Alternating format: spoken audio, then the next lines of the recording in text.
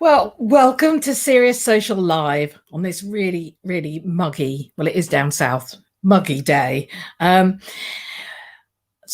talk about tech. So exactly how are tech brands marketing? What's changed in the last year and what has consequently changed the future forever? Well, that's what Immediate Future and the team at Copy House asked ourselves earlier this year. We decided to talk to CMOs of some of the big tech giants, from Adobe and WorldPay to SAP and Siemens and everything in between. Together, we wanted to do more than a report filled with data and benchmarks. And that's quite hard for someone like me, because I like data. We wanted to get a feel for the tactics and the plans that had changed and how CMOs had shifted their marketing. The report came out this week, and it's a hefty 50 plus pages of really juicy insight and verbatim interviews. It puts flesh on the bones, if that isn't too revolting a phrase, of marketing in 2021 and beyond. So today, what I want to do is just give you some highlights, but I'm not going to do it alone. So I am actually joined, let me just add Kathryn in. I am joined by the amazing Kathryn Strachan, MD at Copy House. Welcome, Kathryn. Hi, thank you for having me. I'm really excited to be here. So tell us a little bit about your business, because obviously everybody knows who Immediate Future is because it's our channel, and what in the report stood out for you most? Yeah, so I'm the managing director of Copy House. Copy House is a content marketing agency specializing in technology and fintech content. So we work with some really exciting brands in the tech, work with people who do it, technology.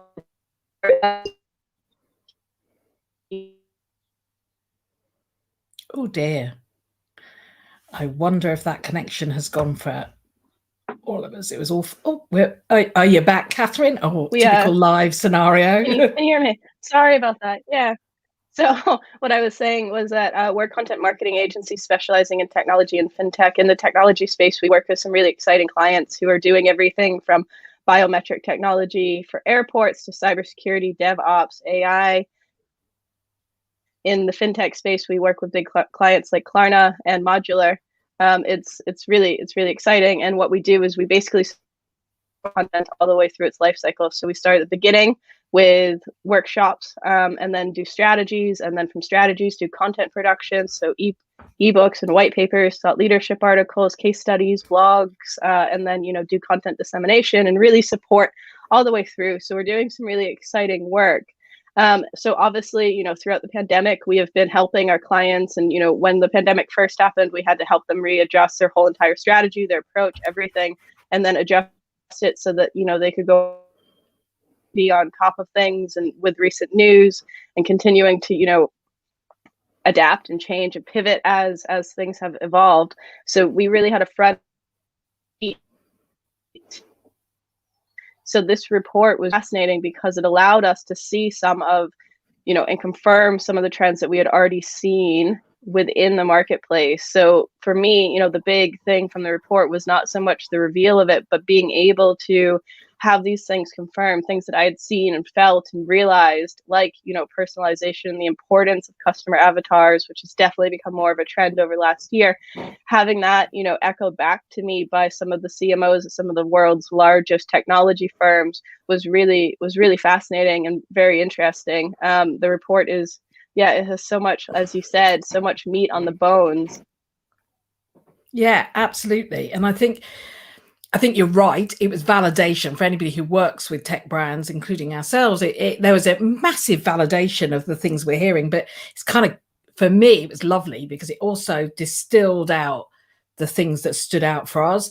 For instance, the move to simplicity and efficiency, a real desire for quality and thought leadership content, and most importantly, which is something I bang on about because everybody knows I bang on about it, is a need for data and insight to bring that personalization and empathy into conversations.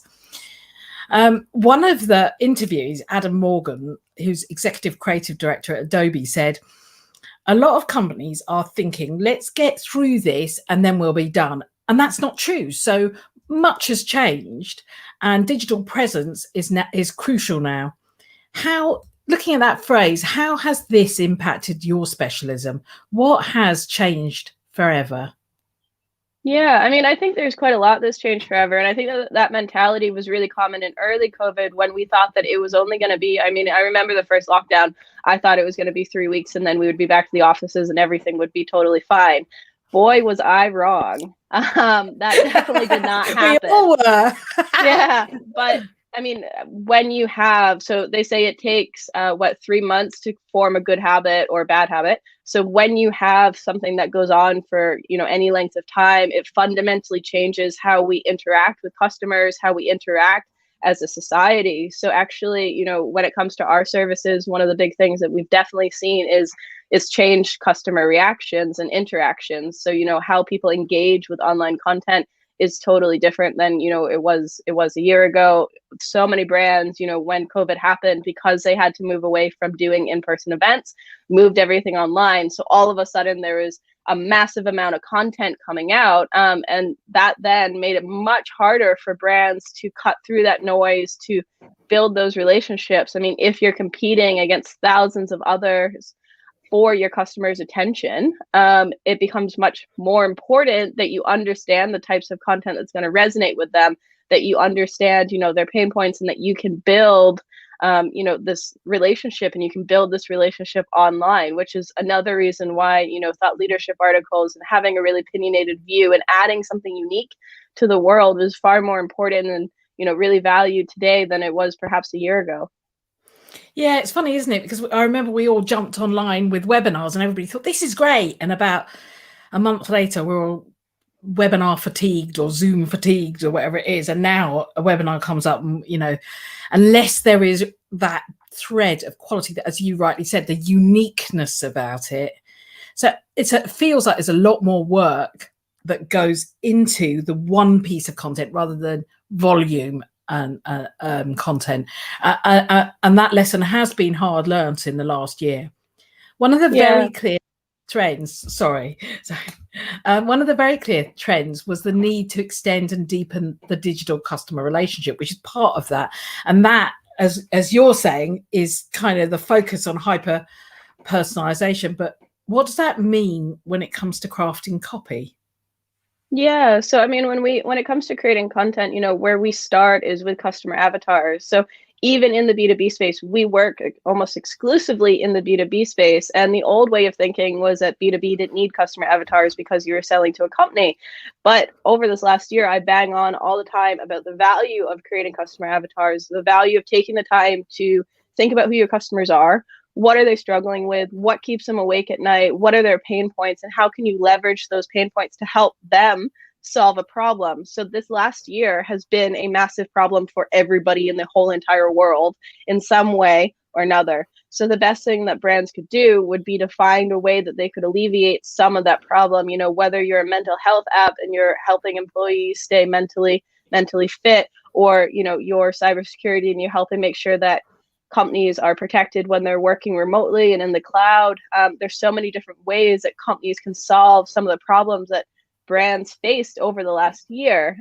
So creating these avatars, taking the time to really build them out and really think about the psychological elements that go on behind the scenes, because I think one thing that we've definitely realized is that we're all humans, even when we're at work. There's no divide anymore between home and personal and work. You can't just leave your personal life at the door, and neither can your audience. So it's really important that when you're creating content, it's created from an empathetic viewpoint, and that it's created, emotionally sensitive. So you understand, where your audience is, and you're not expecting them to come meet you where you are, but you're going to them and you're engaging with them and talking to them in the way that they need to be supported. So it's all about building that relationship. And when you have that detailed customer avatar, you can really create content that tailors to that person. So it almost creates a one-on-one dialogue. So rather than having individual conversations with hundreds and thousands of customers,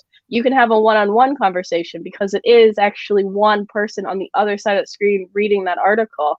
I mean, it might be read by lots of different people, but at any one time, it's just one person reading it, and you can create that two-way conversation, you can create that supportive environment, and you can, build brand loyalty. And when you build brand loyalty, you then get advocates, you get people who love your brand, who champion it, who talk about it, who share articles that you've created because it helped them solve a problem.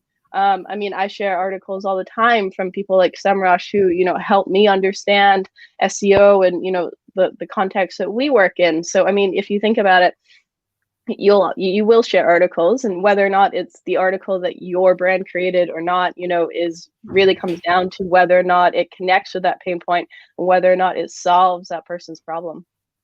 And I think actually at the root of that, all the way through the report, virtually every single interview talked about data and data insight. And there is a really a much more fundamental push now between extracting the data, not just at the end for measurement and KPIs, which is the very obvious part, but actually right up at the beginning to define not just the demographics of those personas, not just the clumps, but actually looking at behaviors and psychographics and attitudes and values and all the things that feed into those avatars, which of course is music to my ears. And it is a better understanding where data now fits across the process to define that intent, that customer intent. Yeah, 100%. Search intent has become a massive thing over the last year. In the end of 2019, Google rolled out BERT. So BERT is natural language processing, which essentially is very complicated, but essentially comes down to search intent and understanding what your audience wants and making sure that your SEO strategy aligns with that. And that's only accelerated over the last year. So that was right before COVID. And then, over COVID has accelerated to be that search intent, and really understanding what customers want. And, even Google and Google's algorithm is now on board with that. Yeah, and it's fascinating, isn't it? Because it impacts search and it impacts social too. So as we work through the customer journey in social, the same principles apply because the intention changes from research, for instance, to onto as people move on to share with their decision-making unit and then on to purchase. All of those elements have a different intention. And so we have to spend quite a lot of time working out where it all fits in the customer journey and then how you sequentially storytell your way through that. And that mirrors what happens at last click at that point where search plays its strongest card as to where they'll be in that intention process. Yeah. Content marketing. Sorry. Content marketing is really interesting because it's so flexible. It does fit across the entire funnel. So when we create content strategies, we map them all the way through. So all the way through that customer journey that you're talking about. So there's some pieces of content that work very well at top of funnel. So at that research stage that you're talking about, and then some that are, much more suited for mid. So when you're actually talking about the brand and your approach and, what you do, and then, of course, bottom of funnel, which, the last click or downloadables, things like that, where marketing leads actually turn into sales leads. So that's one of the things that I love most about content is that it's so flexible that you can do so many different things with it, and you can tailor it to create that journey and nurture somebody from not knowing who you are all the way through to actually wanting to speak to your sales team. It's fantastic, isn't it? And I think what came through in the report is a deeper understanding of how to make that connected. And we spoke to Bev Burgess from the ITSMA, who's just actually published a second edition of her book on account-based marketing. So definitely one to go investigate after this chat. But she said businesses had to quickly shift to a serve, not sell mentality, as a lot of things they had intended to market suddenly weren't relevant.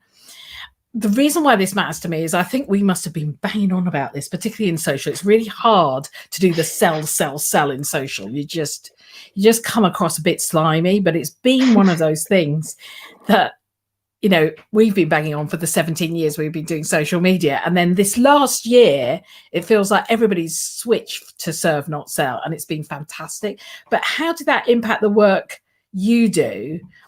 And how can our listeners move their content to this more serve approach? Yeah, so I mean, this really comes back to creating meaningful content, and how I see content marketing is creating conversations and building relationships with your audience. That's what it does. So, I mean, if you think about it, if you went on a first date and you ask somebody to marry you, they're probably going to say no. But if you take them on several dates and, provide a really nice time, provide a good experience, they get to know you, you get to know them, and then you ask them to marry you, it's much higher that they'll say yes. It's the same kind of mentality. So if you're constantly going out there with buy from us, buy from us, buy from us, not everybody you talk to is going to be ready to jump into bed with you.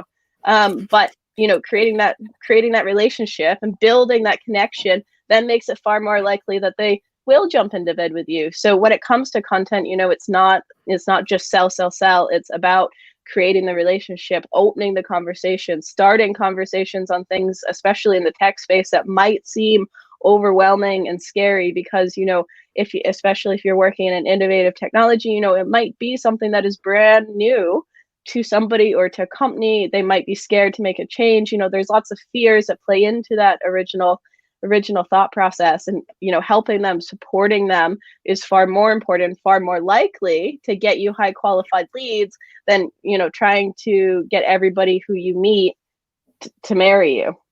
Yeah, I love that. I love that analogy. And in social, that also means, if it's first date, not being boring. The problem we have in social is that attention spans are minimal now. People are racing through their feeds.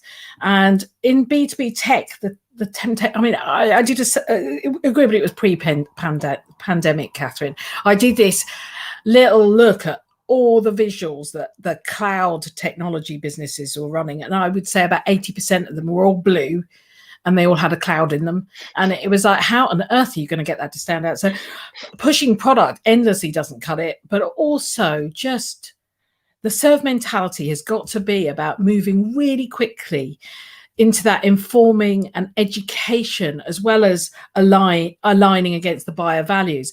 And then delivery, you've got about 2 seconds to grab attention. We call it thumb stopping content. To get to the thumb stopping content, you need to move really quickly, which means you can go into the depth. You can add the link that goes into the deeper, more meaningful information. But in social, we need to grab those eyeballs first, and I think that's a real challenge.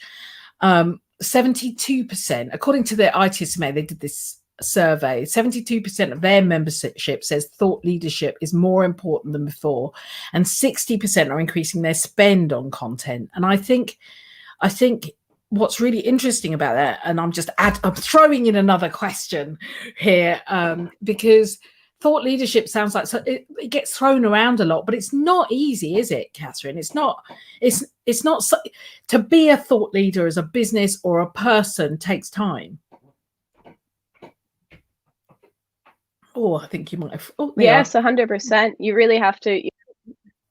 Oh yeah, 100%. You really have to develop opinions and cultivate those insights. So how we do that for our clients is we will do an interview with one of their technical leads. So people behind the scenes, technology companies have really brilliant people in them in general. But most of the time, these people are never seen. They're so busy working on the product or the service that they, don't get a chance to write. And even if they did, them spending 4 hours of their time to write, a 1,000-word article is perhaps not the best use of their time.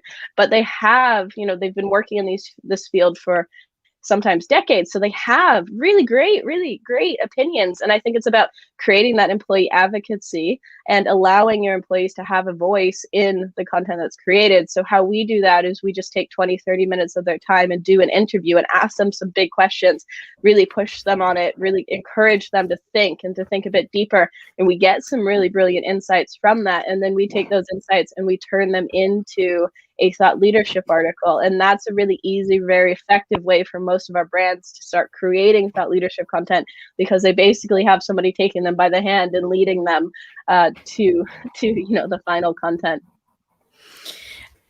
Oliver Pilgersdorfer, CMO IFS, he says, I always talk about the fundamentals of marketing. I don't think it's changed. Our aim is to deliver compelling messages at the right time to the right people. it has always been. I love this because we've just talked about all the things that have changed, but there are some fundamentals that are never likely to change. How does that impact what you do? Yeah, I mean, I think like COVID was not a massive, everything was totally different overnight. Well, it was, but not when it comes to marketing. What happened in marketing is that it accelerated the evolution of it. So a lot of these things were already in place beforehand. So like BERT, BERT was rolled out before COVID, but COVID accelerated it because people were all of a sudden spending a lot of time online. So, all of my team have been creating content for a lot longer than the pandemic. So our roots are very much in the pre-pandemic. And then what we've had to do to stay on top of it is to, think and become a bit more empathetic and to understand customers and encourage our clients to understand their audience a bit better. So we've had to adapt with the times, but if you already have that strong foundation, it's much easier to adapt with the times than if you're trying to start from scratch.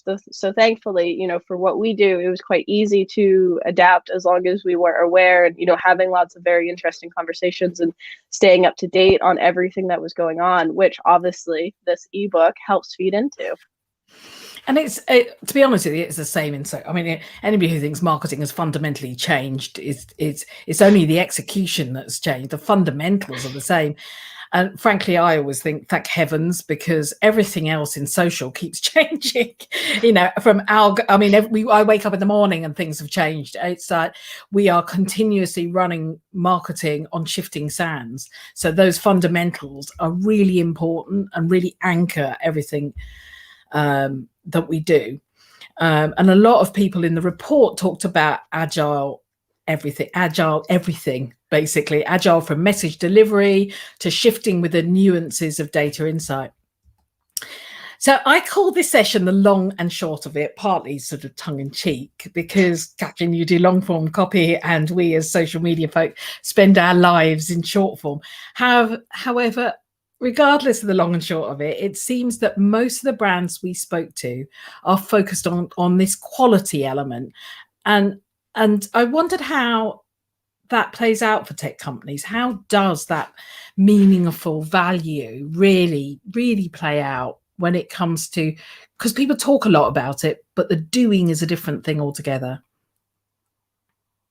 Yeah, I think it's very difficult to deliver that, which is why it's really great to have an outsourced partner, because one of the big challenges that most of our brands struggle with is finding the time to create quality content. So obviously quality content takes some time to create. And, most of our clients really struggle with bandwidth because technology companies typically run with very lean teams.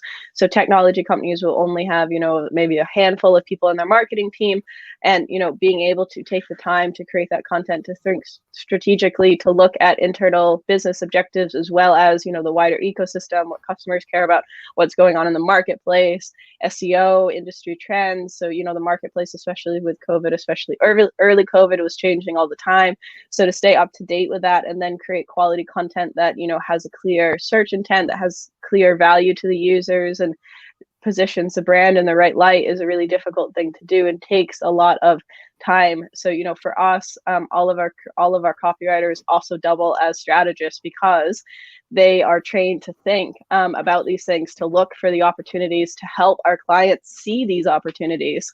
And I think, it really requires that level of support to be able to create quality content quickly as well, because you mentioned agile working, and that's one of the things that I've definitely seen happen over the last year. Everything moves much quicker. So even creating long form content, which obviously is quite time consuming, clients want it yesterday or need it tomorrow because the situation is changing and evolving. And especially when new laws, new rules that were coming into place, clients needed to talk about them today, not tomorrow. So my teams had to get very good at creating quality content quickly.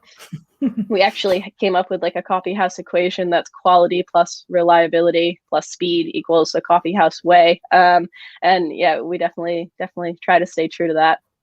I love it. I need to come up with a little equation too now. One of the things though that came out of this report that I thought was summed up brilliantly by one of our interviewees, he said, we crave brain changing and delightful experiences. And I think at the root of everything, whether it's data or long form copy or short form copy, I think coffee, you can see what I need. It's that delightful experiences, which is that being relevant to that, as you said right at the beginning, that single audience, that one person who reads it and is delighted because it's given them some information, knowledge, entertained them, educated them, whatever it is. That's the thing that's the nub of what we're trying to get to. And that's kind of a great place to close. Thank you, Kathryn, so much for your thoughts. I really appreciate them. I think you've nailed the highlights brilliantly, although you and I both know there's an awful lot more, because our fantastic interview shared a whole lot more. And you can get it today. I'll put a note in the comments afterwards. We've got views on the MarTech stack. Is that worth having? What are people doing with their MarTech stack? Thoughts about the changes that brands will keep and the ways in which whole businesses have turned to face the customer during the last 12 months. You can download the report on the resources pages of our website. I'll pop the link in comments, and it's running across the bottom at the moment. Next week, CJ talks in depth to one of our brilliant minds in the ebook, Graham Stoker, Integrated CX Senior Campaigns Manager, my word, what a mouthful, at Nutanix, a chance to hear smart marketing thinking. Thanks for joining us. Have a great weekend and see you soon. Bye. Bye.